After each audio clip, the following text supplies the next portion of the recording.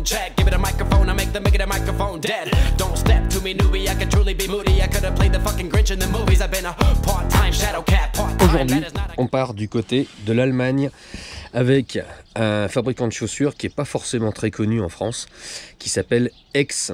Alors, X, ça s'écrit H-A-I-X. On va le voir ici, là, sur la semelle, H-A-I-X. Quand je dis pas très connu, moi j'espère que vous connaissez. Moi, de mon côté, je connaissais absolument pas. J'ai découvert grâce à internet. Ils ont des gammes notamment pour les secouristes, j'entends les sapeurs-pompiers, toutes les gammes SAMU, les médecins, même SOS médecins, on va dire typés un peu campagne, des gens qui seraient tenus d'opérer dans des contrées qui sont pas forcément faciles, qui sont pas enrobées et bétonnées comme on peut le voir en milieu urbain. Des chaussures qui sont très très très légères et très très très solides. Voilà. Alors autant vous dire que côté prix, on va payer immédiatement la qualité. D'entrée de jeu, on va être sur des produits, je crois que chez X, il n'y a pas grand chose en dessous de 149,90 €. Ça claque tout de suite, ça monte, ça peut même monter un petit peu fort, mais alors par contre en face vous allez avoir des produits qui tiennent la route. Ici on va commencer avec une première paire, je vais chercher l'étiquette qui se trouve là. Nous avons des Black Eagle athlétiques, voilà, si je baisse le pouce, des 2.0 version 2.0 GTX. Voilà, donc c'est moitié en termes de hauteur de tige, hein, middle. Le grand intérêt de ces chaussures-là, c'est qu'elles sont super légères, elles tiennent plutôt bien, même si c'est pas une hauteur parfaite de tige haute, elles tiennent plutôt bien le pied, très très très légères. Vous avez cette fameuse anse qui vous aide à les enfiler très très facilement, et c'est pas le seul grand intérêt, c'est que quand vous avez à enfiler ces chaussures-là, bien en fait vous avez un lassage ici qui est un produit presque semi-automatique. Voilà, et en fait ça va vous aider à délasser vos chaussures très très rapidement et à ouvrir la languette de manière à laisser un passage immense, eh bien, pour les enfiler. Quand je dis immense, c'est que là, il n'y a absolument personne que je connaisse qui porte ces chaussures-là, qui est embêté pour les enfiler. Une fois que vous avez enfilé vos chaussures, c'est très simple. Alors, vous ouvrez le haut de la languette, vous l'ouvrez.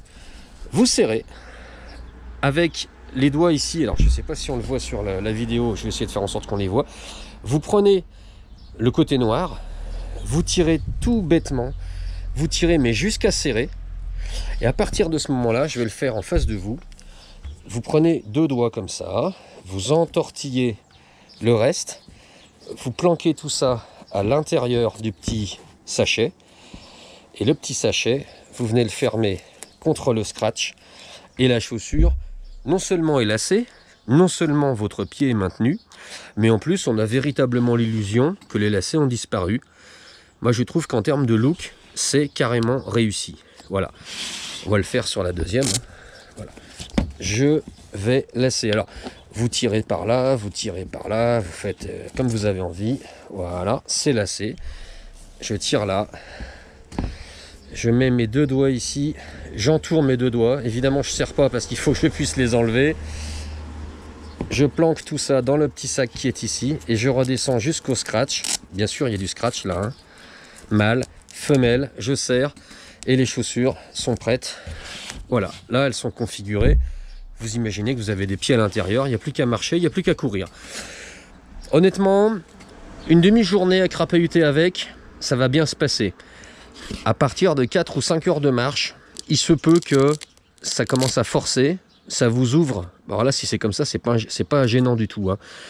Si ça commence à faire comme ça, moi je les ai encore jamais vus sortir parce que là, vous voyez, vous avez un petit élastique. Mais à la mi-journée, moi j'ai pris l'habitude de remettre les petits lacets dans leur petite pochette et de re-scratcher un peu plus bas, histoire d'en prendre un peu plus. Ça s'est jamais desserré, ça s'est jamais ouvert, ça marche. Franchement là, X, il vous propose un truc mais qui marche impeccable. Ça n'est pas sans rappeler le produit de lassage de chez Salomon. qui est encore plus ancien, je crois, mais qui n'opère, lui, que sur des lacets extrêmement fins qu'on pourrait comparer à pratiquement l'épaisseur d'un fil de pêche.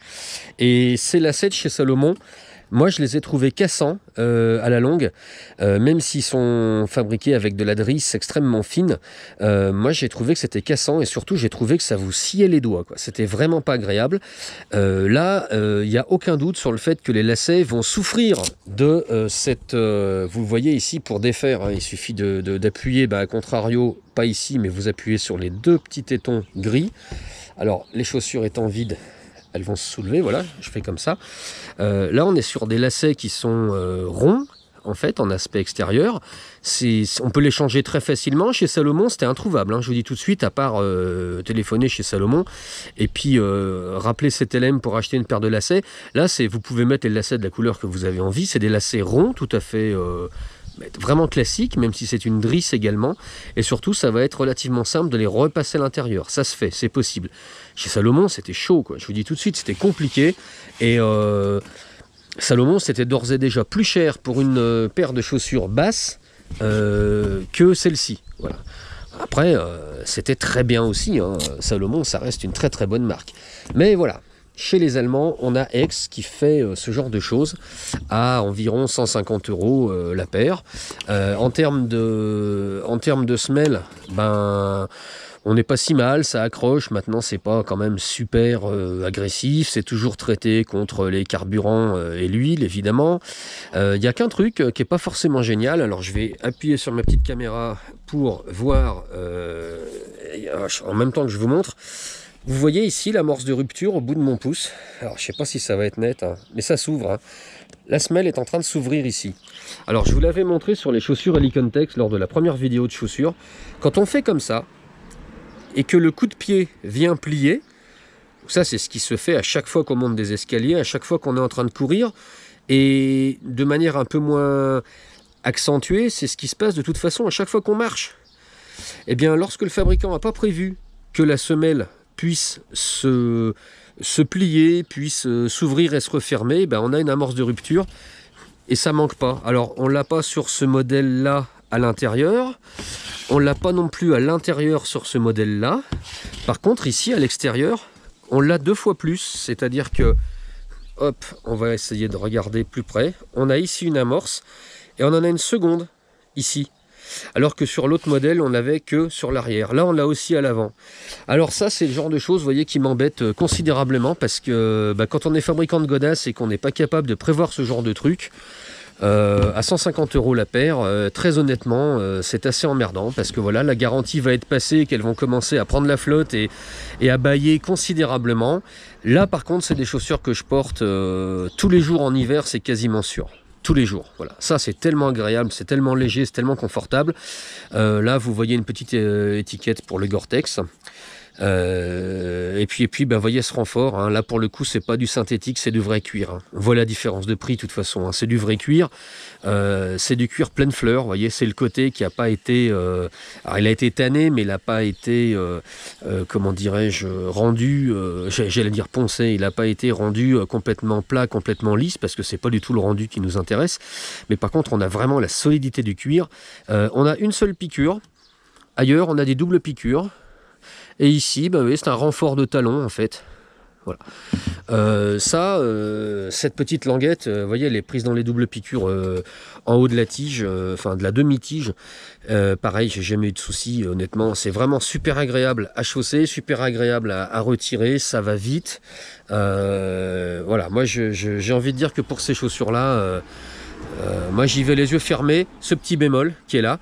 Le deuxième, c'est un petit peu comme toutes les chaussures qu'on a vues jusqu'à maintenant, c'est absolument pas étanche. C'est-à-dire que ne vous amusez pas à passer dans un ruisseau, dans un petit gué, vous amusez pas ne serait-ce qu'à patauger dans une flaque, vous serez pas déçu du voyage, même avec des produits imperméabilisants en bombe, ça sert strictement à rien. Voilà, donc quand même, j'ai envie de dire quand même, très bon produit. Vous avez le petit logo ici sur le coup de pied, le petit logo X qui vous permet aussi de repérer ce genre de chaussures. Non, c'est plutôt bien fini et puis je pense que ça va durer encore un petit peu, en tout cas je l'espère. On fait une petite coupure et puis je vous présente leur grande sœur.